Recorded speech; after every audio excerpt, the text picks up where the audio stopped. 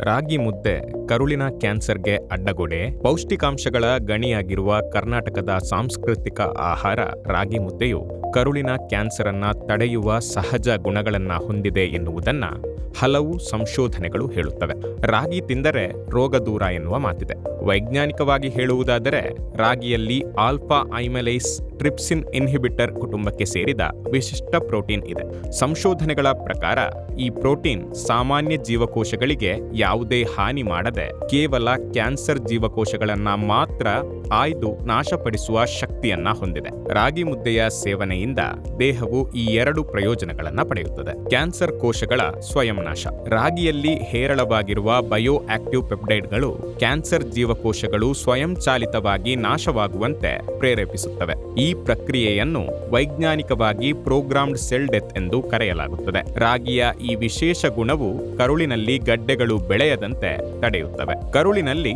ಸೂಕ್ಷ್ಮಜೀವಿಗಳ ವೃದ್ಧಿ. ರಾಗಿಯಲ್ಲಿ ಸಮೃದ್ಧವಾಗಿರುವ ಆಹಾರದ ನಾರು ಜೀರ್ಣಕ್ರಿಯೆಯ ಸಂದರ್ಭದಲ್ಲಿ ಕೊಬ್ಬಿನ ಆಮ್ಲಗಳನ್ನ ಉತ್ಪಾದಿಸುತ್ತದೆ. ಇವು ಕರುಳಿನ ಉರಿಯೂತವನ್ನ ಕಡಿಮೆ ಮಾಡಿ ಕರುಳಿನ ಕ್ಯಾನ್ಸರ್ ಬರುವ ಸಾಧ್ಯತೆಯನ್ನ ಗಣನೀಯವಾಗಿ ತಗ್ಗಿಸುವ ಜೊತೆಗೆ ಕರುಳಿನ ಆರೋಗ್ಯವನ್ನು ಕಾಪಿಡುತ್ತದೆ. ಉತ್ಕರ್ಷಣ ನಿರೋಧಕ ಗುಣಗಳು. ರಾಗಿಯಲ್ಲಿ ಉತ್ಕರ್ಷಣ ನಿರೋಧಕ ಗುಣ ಹೇರಳವಾಗಿದ್ದು ಇದರಲ್ಲಿರುವ ಬ್ರಾನ್ ಪೆರಾಕ್ಸಿಡೇಸ್ಗಳು ಕ್ಯಾನ್ಸರ್ ಜೀವಕೋಶಗಳಲ್ಲಿ ಮಾತ್ರ ಆಕ್ಸಿಜನ್ ಹರಿವು ಇಲ್ಲದಂತೆ ಮಾಡಿ ಅವುಗಳು ಸತ್ವವನ್ನ ಕಳೆದುಕೊಳ್ಳಲು ಕಾರಣವಾಗುತ್ತದೆ. ಖನಿಜಾಂಶಗಳ ಗಣಿಯಾಗಿರುವ ರಾಗಿ ಮುದ್ದೆಯು ಕರುಳಿನ ಕ್ಯಾನ್ಸರ್ ವಿರುದ್ಧ ರಕ್ಷಣಾ ಕವಚವಾಗಿ ಕಾರ್ಯನಿರ್ವಹಿಸುವ ಜೊತೆಗೆ ನಮ್ಮ ದೇಹಕ್ಕೂ ಉತ್ತಮ ಆರೋಗ್ಯವನ್ನ ಕರುಣಿಸುತ್ತದೆ.